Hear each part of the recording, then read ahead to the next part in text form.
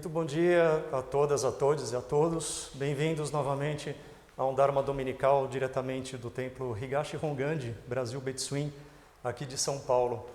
Continuamos a nossa transmissão online, porém saibam todos que já estamos abertos para receber as visitas no domingo, né? E a partir deste mês, na verdade já a partir da semana que vem também, as nossas atividades voltam presencialmente sem restrições. E isso é muito bom, né? Já está na hora, todo mundo seguro. Eu retirei minha máscara aqui, mas ainda estamos distantes, né? Todo mundo devidamente vacinado para sair desse momento tão difícil da nossa sociedade.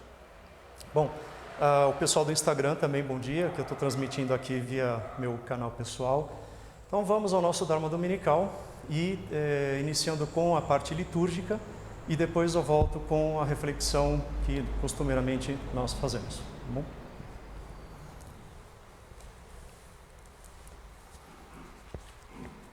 Vamos iniciar então pelo hino do budismo Shin, na página 3.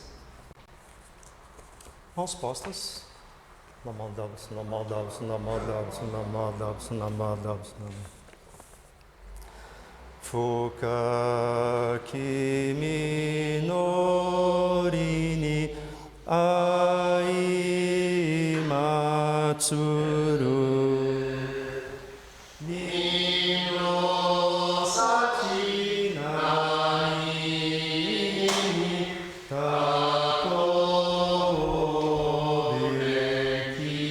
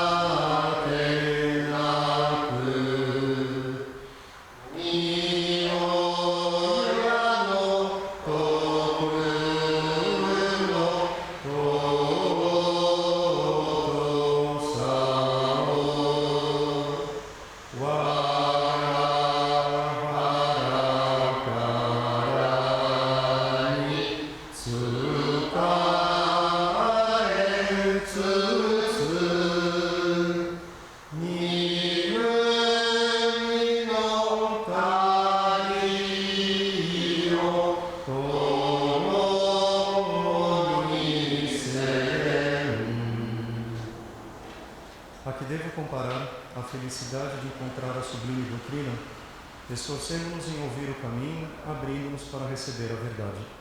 A que devo comparar a felicidade de ser salvo das trevas sem começo, recitando o sagrado nome de 6 letras, sejamos diligentes nas lides do século. Unidos, os irmãos da Ken e da Além-Mar transmitem aos companheiros a excelsa virtude do sublime iluminado, juntos viajando para a terra da luz.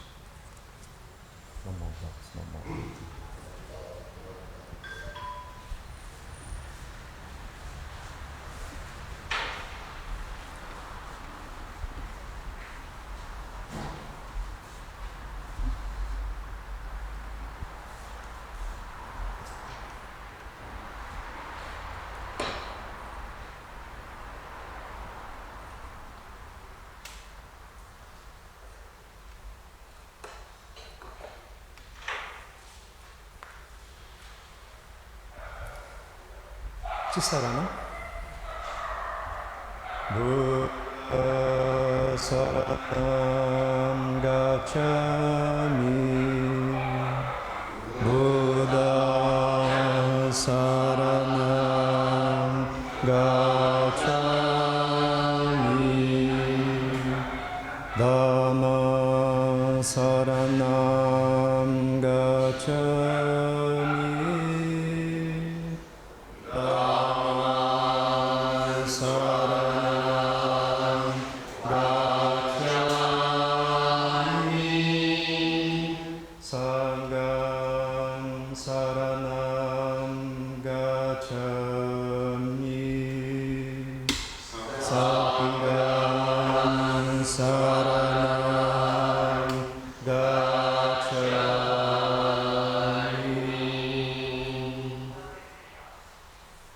Difícil obter o nascimento na condição humana e agora nela estou vivendo.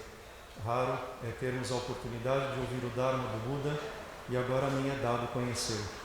Se não alcançar nesta mesma vida a total libertação, em que outra vida poderia alcançá-lo? Portanto, juntamente a todos os seres viventes, busco reverentamente tomar refúgio no tríplice tesouro do budismo. Eu tomo refúgio no Buda, o iluminado, que eu possa, juntamente a todos os seres viventes, realizar o grande caminho e manifestar a mente incomparável. Eu tomo refúgio no Dharma, a doutrina que conduz à iluminação, que eu possa, juntamente a todos os seres viventes, mergulhar nas profundezas do ensinamento e obter a sabedoria vasta como o oceano. Eu tomo refúgio no Sangha, a comunidade, que eu possa, juntamente a todos os seres viventes, viver em harmonia com o espírito de fraternidade, livre da escravidão do egoísmo. O Dharma, incomparavelmente profundo e precioso, é raramente encontrado mesmo em centenas de milhares de ciclos universais. A mim agora é facultado vê-lo, ouvi-lo e guardá-lo. Possa eu verdadeiramente ser alcançado pelo poder das palavras do Tathagata. Vamos ao Dao,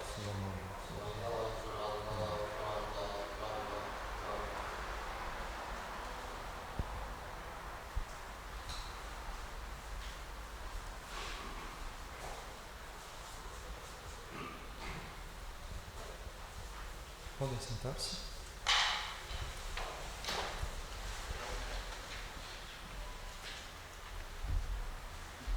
Então, Butsube, na página 7.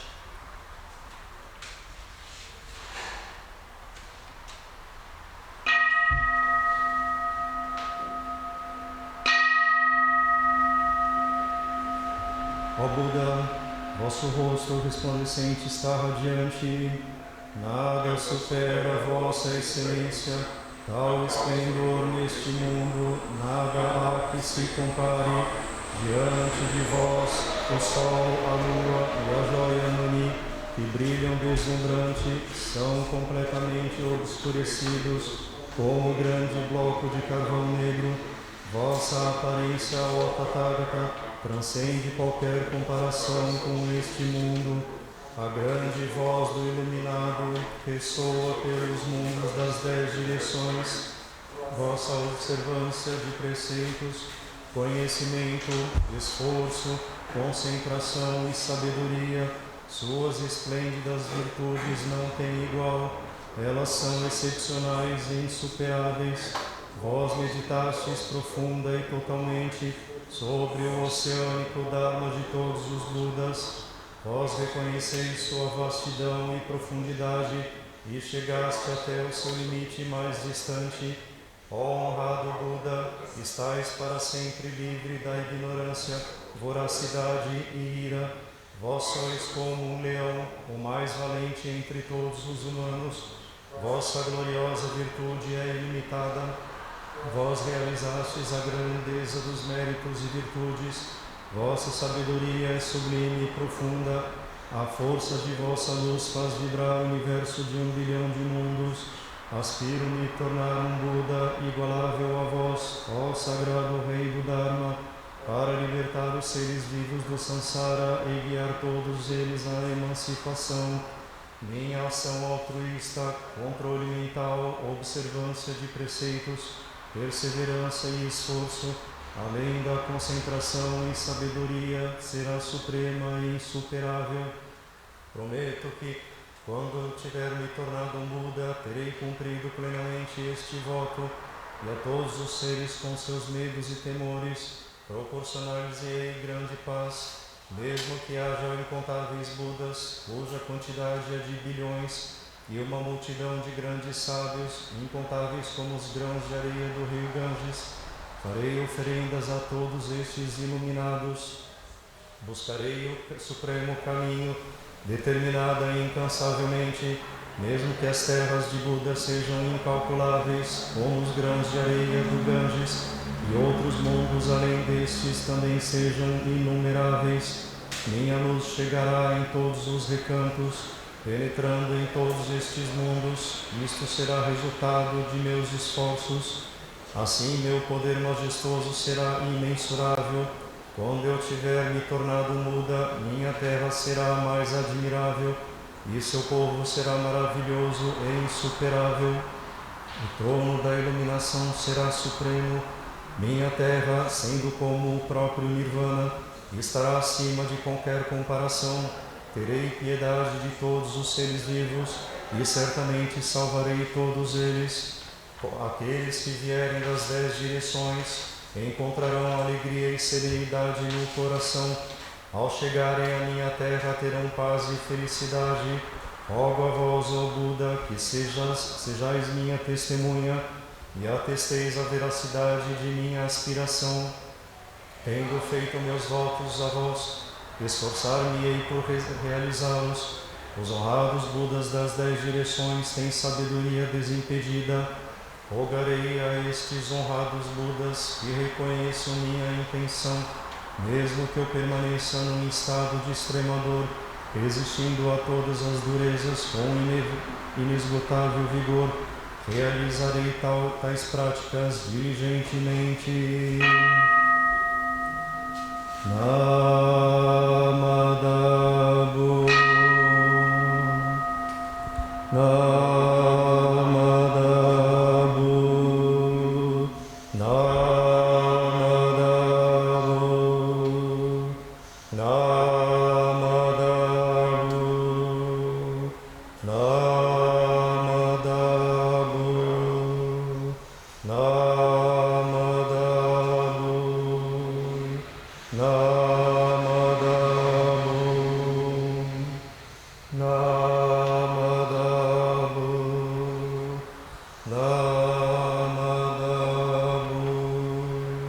Namadabu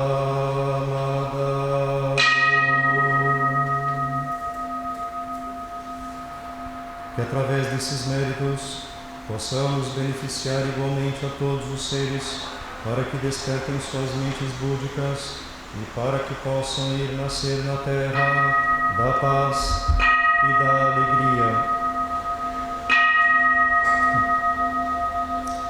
Mãos postas, gachou. Namadauti, namadauti, namadauti, namadauti, namadauti, namadauti, namadauti, namadauti.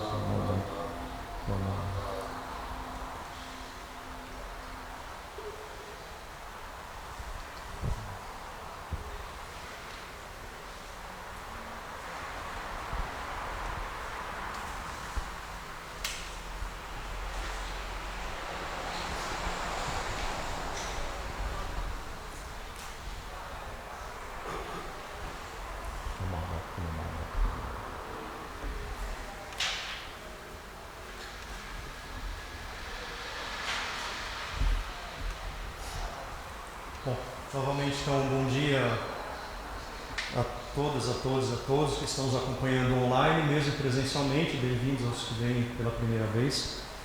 E, bom, essa liturgia em português, né, já vai quase 9 ou 10 anos que nós realizamos.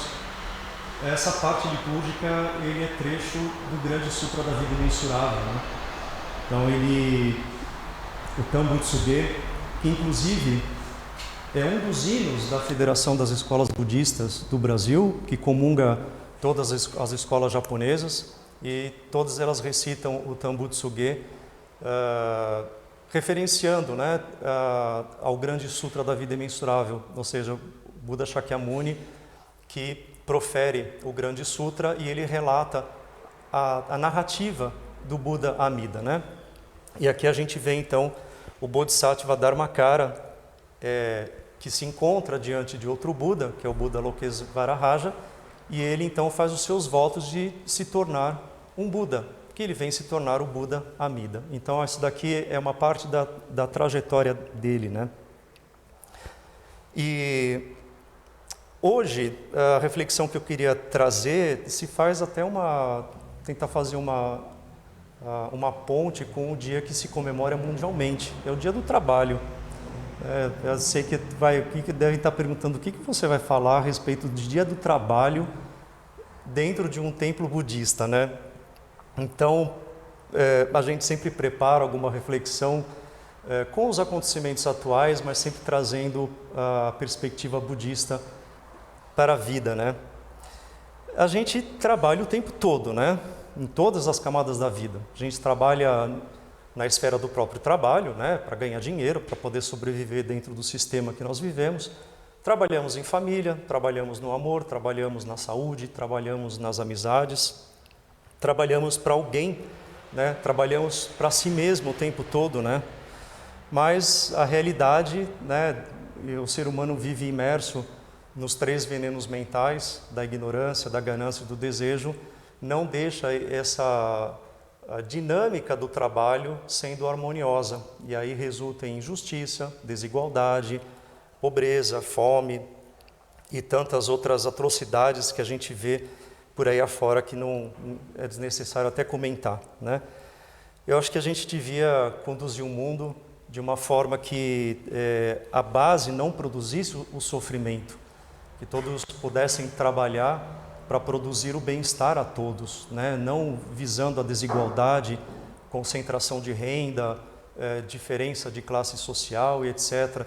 Isso acontece desde que o mundo é mundo, desde as pessoas escravizadas no Egito ali para construir pirâmides, o Império Romano e tantos outros episódios da história humana, né?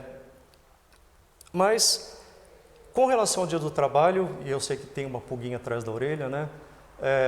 A introdução que eu quero trazer, e esse é o maior questionamento do budismo, é o que significa ser humano? O que nos torna ser humano? O que nos faz ser humano? Né? O que nos diferencia de ser humano de outros seres viventes por aí? A gente poderia ficar dias, né, falando a respeito da consciência, a respeito da percepção, né, das sensações com relação ao mundo, né? Mas esse é o maior questionamento do budismo. Aliás, o questionamento de todas as religiões, né?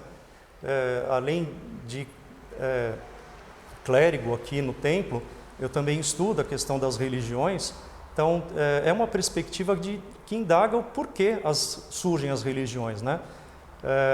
Há uma frase atribuída a José Saramago, que eu já repeti aqui outras vezes, mas eu gosto muito dela, que ele diz assim que se não houvesse a morte, não haveriam as religiões. Eu acho interessante essa frase, porque a gente está tudo bem até na hora que a gente se pega diante da vida, da morte e da doença.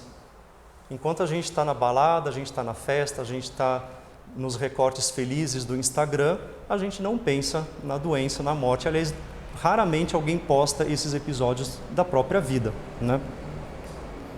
E são esses pontos que fazem a gente refletir sobre o que vem a ser humano, né?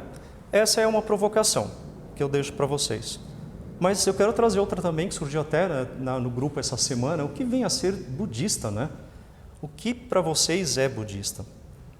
Então, eu acredito, né, é uma visão que eu aprendi aqui no templo, assim, ser budista é ser um buscador do questionamento da própria vida, né? Então, esse anseio por uma vida que emerge para uma verdadeira vida, né? Além da angústia, do sofrimento, da dor, e perceber que a vida não se viveu em vão. Porque se a gente só ficar nos recortes felizes do Instagram, na balada, na academia, qual é o sentido da vida? Isso é muito fugaz, isso escorrega pelas nossas mãos, né? Então, tudo isso é condicionado, porque no momento que você pôs lá, tá pago na academia ali no Instagram, você pode ser atropelado, a gente viu a tragédia horrível. Aliás, eu faço minhas sinceras e dolorosas condolências à família do rapaz que perdeu a vida por causa de um celular essa semana e, portanto, em questão de segundos antes, eles estavam passeando, né, com a namorada ali do lado. Então, a gente vive muito na corda bamba da própria vida, né? Então, desde que o mundo é mundo, isso vale para todas as religiões, e o budismo não vai fugir disso, se indaga o que vem a ser a condição humana, né? E claro que aí surge um dos grandes líderes no mundo, que é o Buda Shakyamuni, né? Príncipe Siddhartha Gautama, que se torna Buda, né? Então, num dos episódios míticos, né, eu diria até folclóricos, sobre o nascimento do Buda Shakyamuni, diz que quando ele nasceu, ainda bebê, ele levantou, né, pôs a mão para cima, deu 7 passos e diz que, né, entre o céu e a terra não existe um ser mais nobre do que ele. Ali não, ele não está relacionando a uma idolatria. Ele está falando, não, eu sou um ser humano, eu sou um ser digno, né? Eu não dependo de deuses e nem devo temer os próprios males da terra, né? É uma frase que qualquer hora a gente pode conversar até mais. Mas a questão é, cada ser tem uma preciosidade única, todos nós, né? E sempre se perguntar como nós estamos vivendo a nossa vida, né? Então, agora vindo aqui mais específico para a questão do trabalho, né? Eu me pergunto, qual que é a prática do budismo Shin, né? Às vezes a gente se preocupa tanto com complexidades espirituais, né, que eu chamo carinhosamente de malabarismos espirituais, porque por vezes são extremamente difíceis, e se a gente pegar a história do próprio budismo, a gente vai ver que isso vai sendo depurado ao longo dos séculos. A gente tem os 7 mestres, os 7 patriarcas da escola Jodoshin, que vão depurando e vão corrigindo e reorganizando esse pensamento do que vem a ser a prática budista, que era extremamente complexa, né? Então, a prática do budismo Shin é simplesmente escutar o ensinamento. Significa escutar, entender verdadeiramente as palavras de um bom mestre. E eu, particularmente, eu vou até além. Não é só escutar as palavras de um bom mestre, mas é o escutar dentro da própria perspectiva da vida, né? O Dharma, o ensinamento, ele está em todos os cantos. Basta você estar desperto para entender o que aquele episódio, aquela coisa, aquela pessoa significa para você. Então, compreender o ensinamento budista, né, ele sugere que nós nos realizamos dentro do voto original do Buda Amida, né? Então, e o propósito do budismo, ele não é ganhar conhecimento budista, né? Sim, é a introspecção dentro da própria verdade, né? Então, assim, a vida, né, a gente leu aqui escuridão, trevas, né? Isso pode trazer até um teor um pouquinho ocidental, cristão, mas realmente, para o budismo, nós estamos imersos dentro das trevas, dentro da escuridão, que é exatamente o mundo da ignorância. Eu gosto daquela metáfora da corda e da cobra. Uma pessoa entra aliás, não é uma pessoa entra, ela está caminhando numa estrada e ela se depara com uma cobra. E quando ela aproxima a lamparina dela, ela vê que é um pedaço de cipó. Então, nós vivemos dentro dessa ignorância por não entender a realidade da vida com a lucidez da própria verdade, né? Então, tudo isso para dar a introdução do que vem a ser o trabalho. Mas aí a pergunta que eu quero fazer, que é o cerne da minha reflexão, é: qual é o trabalho do Buda Amida? Qual que é o trabalho no mundo relativo e no mundo absoluto? É sempre importante a gente entender que o Buda Shakyamuni, ele fala sempre dentro de 2 esferas, do mundo relativo e do mundo absoluto, né? Então, a gente leu aqui o Tambutsuge, em que ele faz o juramento dos seus votos diante do Buda Lokesvaraja. Ele ainda é um Bodhisattva, ou seja, um Bodhisattva é um postulante a Buda, né? E ele faz os seus votos. Então ele deseja que a sua terra pura, que todos os Budas têm uma terra pura, mas ele deixou claro que a dele, especificamente, é voltada para todos os seres viventes incondicionalmente. O Buda Amida não é uma propriedade da escola Jodoshin, não é uma propriedade da escola Terra Pura. A gente vai ver o Buda Amida dentro do budismo em todas as escolas praticamente. Acontece que, dentro de um processo de exegese histórica, surge a escola Terra Pura ali com Honen e com Shinran no Japão, né? E ela eclode de uma forma muito grande porque ele é um budismo simplificado, entre aspas, mas não por isso superficial. Se nós pegarmos os 7 mestres, e o objetivo não é se adentrar dentro de um erudismo desses mestres indianos, chineses e japoneses, a gente vai ver que é extremamente complexo, é profundo, né? E chega até o mestre Shinran, né? Tudo isso para dizer que o trabalho do Buda Amida é disponibilizar, através da confiança, a questão do ir nascer na terra pura, né? E Shinran, ele fala muito do coração confiante, né? Do Shinjin, que nós recebemos essa fé, essa confiança.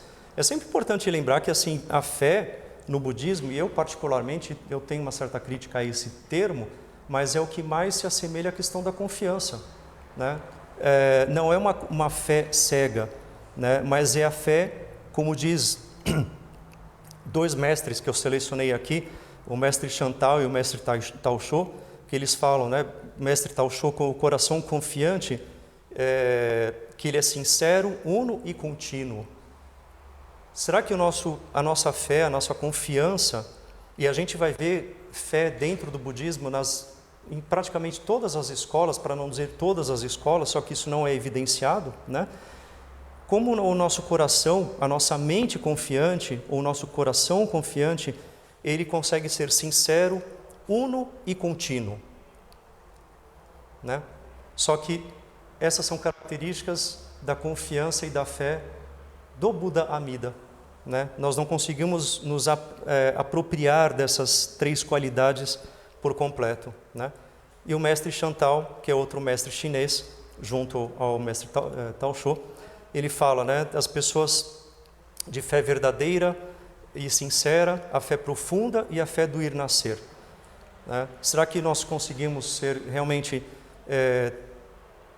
sinceros a todo tempo, né? Chantal, ele faz uma analogia que todos os seres são como serpente e escorpião, repletos de paixões venenosas de características diversas.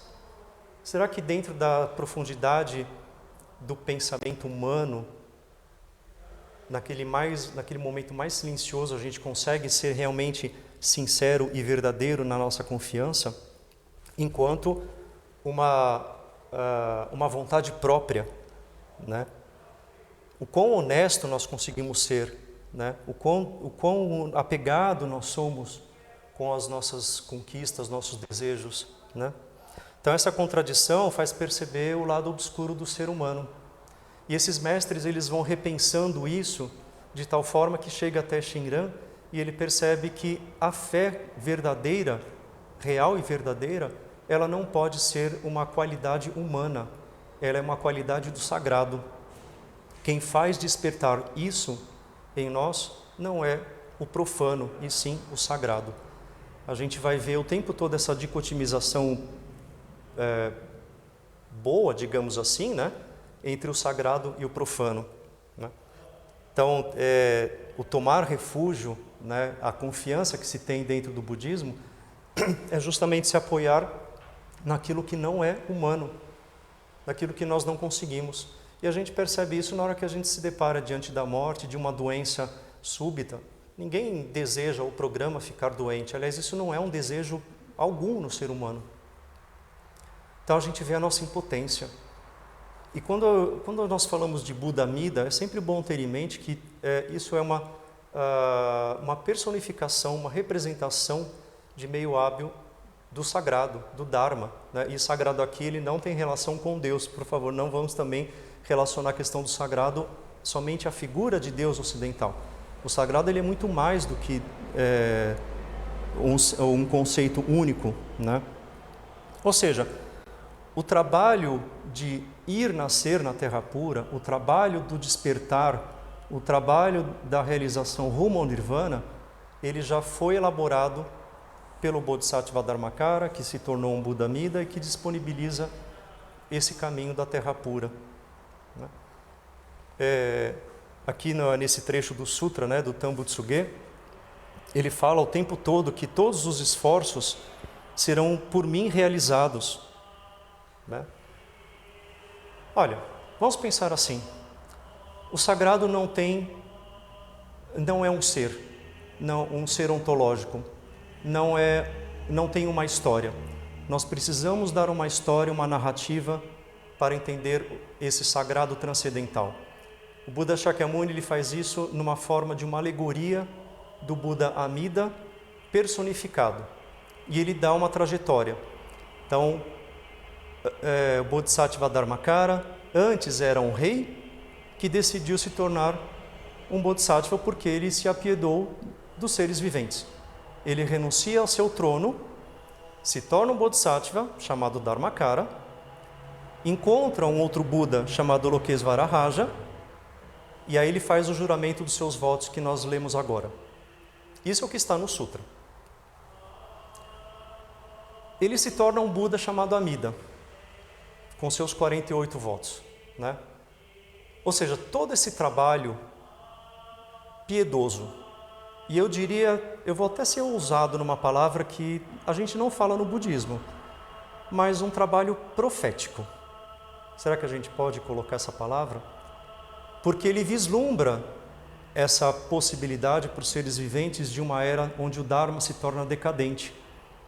Aí a gente tem que ir lá para o mestre Tao Shou, quando ele organiza as eras do Dharma. Uma época em que, na época do Buda Shakyamuni, as pessoas se realizavam como Budas. Depois as pessoas elas só podiam fazer algumas práticas do despertar. E depois de uma terceira era em que o Dharma se torna decadente e as pessoas corrompidas, que é a era de Mapo. E a gente vai ver isso lá no Sutra do Lótus, né? Isso ao longo de 2.500 anos, essa narrativa profética, né, com relação ao que vem a ser a realidade humana. Não é que o Dharma se corrompeu, o Dharma ficou decadente, mas o Dharma ele não é percebido na sua totalidade justamente pela corrupção da mente humana, né? Então, visto isso, dentre os mais variados caminhos que existem de prática budista, Buda Shakyamuni proclamou em que era possível para uma determinada época. E eu sempre costumo dizer que as escolas budistas não concorrem entre elas. Não existe uma escola certa e outra errada. Se você consegue se despertar e se tornar Buda por uma determinada prática de uma escola budista, muito que bem, está correto, faça. Mas aí eu sempre faço o gancho do momento histórico, social, que existe em paralelo com o budismo. Por que o budismo Terra Pura ele eclodiu no Japão na época de Ronin e de Shinran? Porque as massas eram esquecidas. As pessoas comuns, que não podiam fazer práticas complexas budistas, como construir estupas, construir templos, fazer centenas de prostrações, recitar sutras complexos, né? A gente leu aqui algumas estrofes do Grande Sutra, mas o Grande Sutra da Vida Imensurável em PDF, ele tem quase 60 páginas. Isso ainda é um sutra pequeno. Se a gente pegar outros, tem sutras de 200 páginas, 300, né? O Sutra de Ornamentação das Flores tem quase 1000 páginas. São sutras, imagina recitar isso o tempo todo. Então, eram pessoas que não podiam largar os seus afazeres. E quando o caminho da Terra Pura, ao longo de um processo histórico-religioso, ele vai se desenvolvendo, ele traz essa possibilidade. Ou seja, as pessoas comuns falam assim, poxa, então eu não preciso fazer nada disso. Eu não tenho trabalho nenhum para fazer, budista, espiritual? Eu falo, não. E isso vai culminar com Shinran na questão da fé, da confiança, do Shinjin. Ou seja, eu sei que isso pode soar para nós ocidentais imediatamente a gente faz alguma relação do movimento teísta. Mas tem muitas coisas para serem descartadas entre um e outro, né? A iluminação está disponível o tempo todo. O Buda Amida, ele não é um ser criador, julgador, doutrinador, ele não decide nada, ele disponibiliza a iluminação. Vamos ver Buda Amida como Dharma, e acho que as coisas ficam muito mais fáceis, né? Então esse trabalho de Amida, né, onde o voto e a prática já foram feitos. Tudo mais que queremos fazer pode passar por uma vaidade espiritual. E aí eu falei do malabarismo, né? Por que nós queremos ser budistas? Eu até pus isso no nosso grupo de WhatsApp, essa provocação. Como que as pessoas nos veem como budistas? Porque elas esperam que nós sejamos pessoas tranquilas, dóceis, alegres, felizes o tempo todo. Isso é uma grande fantasia ocidental.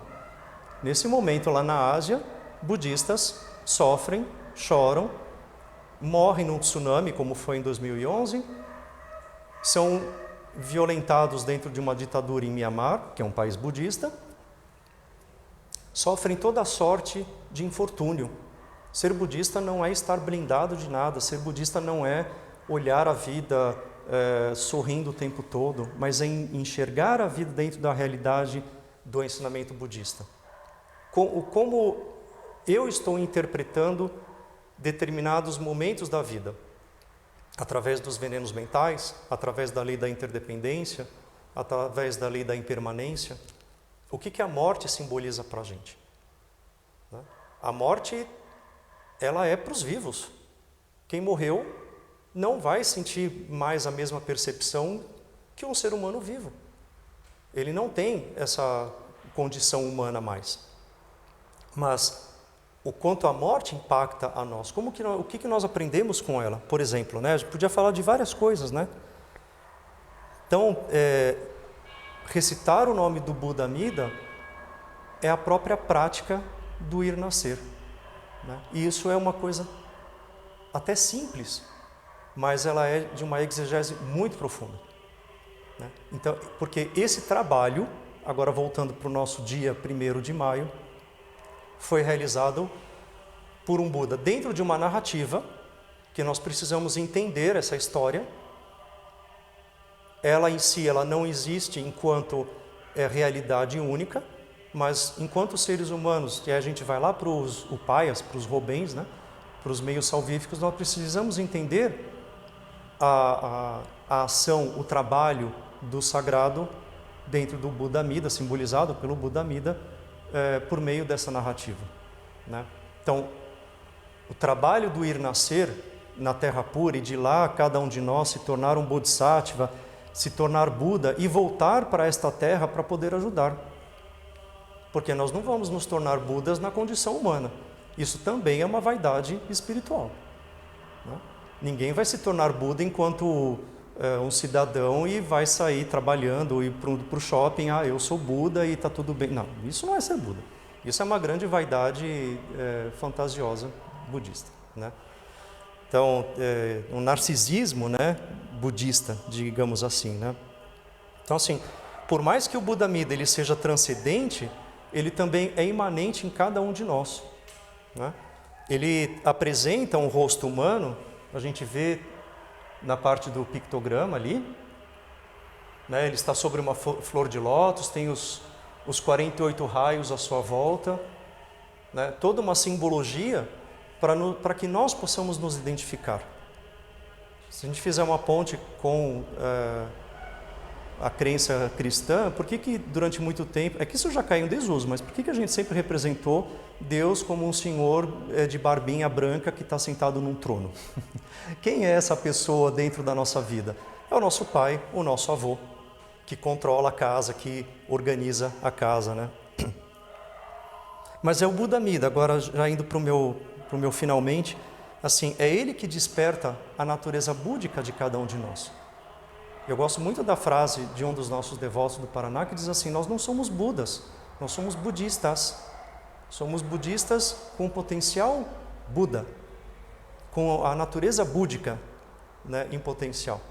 Mas isso não nos faz, na hora dos nossos escorpiões e serpentes que fala de Chantal, nos tornar realmente, verdadeiramente Budas enquanto seres humanos, né?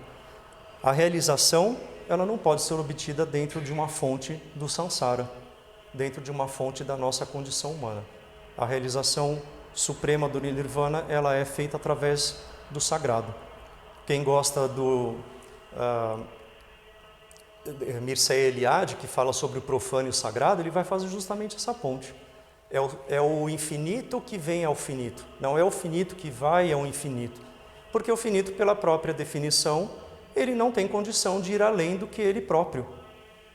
Então é o infinito que vem até o finito, né? Então o budismo, ao mesmo tempo que ele é um caminho de autoconhecimento, ele é um caminho religioso, porque ele existe a questão da esfera do transcendental, né? Mas era isso que eu queria deixar nessa reflexão para vocês. Qual é o nosso trabalho enquanto budista? Será que o nosso trabalho budista ele é realmente entender como o Buda Amida opera e trabalha? Qual foi o trabalho que ele realizou e que disponibiliza isso através do Shinjin, através da confiança que se expressa através do nome Nama Amida Butsu, né? O reverendo Wagner, saudoso reverendo Wagner, que já vai fazer um mês e pouco do seu falecimento, uma vez ele fez um comentário num retiro e dizia assim: o Nama Amida Butsu é como o nome de um sanduíche daquela rede vermelha e amarela que tem, né, na sociedade. Então assim, você não pede um big, aliás, você não pede 2 hambúrgueres, alface, queijo, molho especial no pão, né? Você pede um big tal. O Nembutsu é a compilação de todo o trabalho salvífico do Buda Amida. Esse é o trabalho, não é o nosso trabalho, porque nós não estamos dentro de uma era que nos permite fazer isso. Não quer dizer que todos os seres não consigam, mas a boa maioria não vai conseguir, né? Então, por isso que eu trouxe essa palavra que eu sei que é provocadora, deve ter budista ali no Instagram que vai estar querendo comentar comigo depois, essa visão profética budista lá de Bodhisattva Dharmakara, já vislumbrando que no futuro o Dharma seria decadente, né? Então, qual é o nosso trabalho enquanto budistas? Qual é o nosso trabalho enquanto ser humano para não provocar sofrimento, mais do que nós já temos de discriminação, segregação, violência, feminicídio, homofobia, racismo e tantas outras coisas que a gente podia ficar aqui o dia inteiro. Tá bom? Então, deixo essa reflexão para vocês. Se quiserem, depois a gente pode comentar pelas redes sociais. E espero que isso seja benéfico e prático, útil para a prática, para o caminhar budista de vocês. Isso é uma reflexão, não é uma conclusão engessada do meu pensamento, por favor, né? Então, vamos encerrar com o Ondoku-san, que se encontra no final. Página 10. Mesmo que tenhamos que pulverizar nossos corpos, devemos retribuir a graça da grande compaixão do Tathagata. Mesmo que tenhamos que esmigalhar nossos ossos, devemos agradecer aos benefícios dos mestres. Nyorai dai no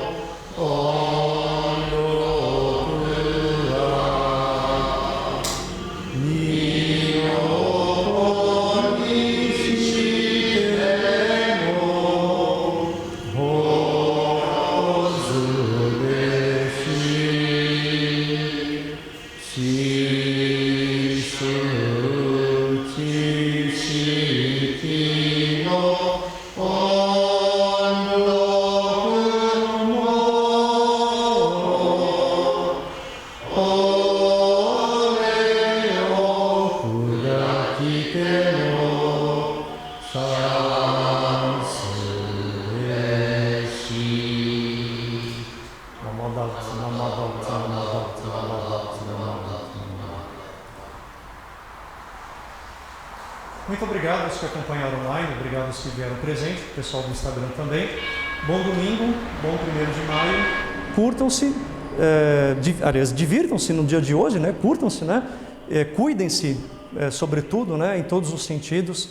e sigamos aí no trabalho de Amida, que a todo instante nos abraça de forma indiscriminada, como sempre. Muito obrigado. Tchau, gente. Depois eu vejo os comentários aqui do Instagram.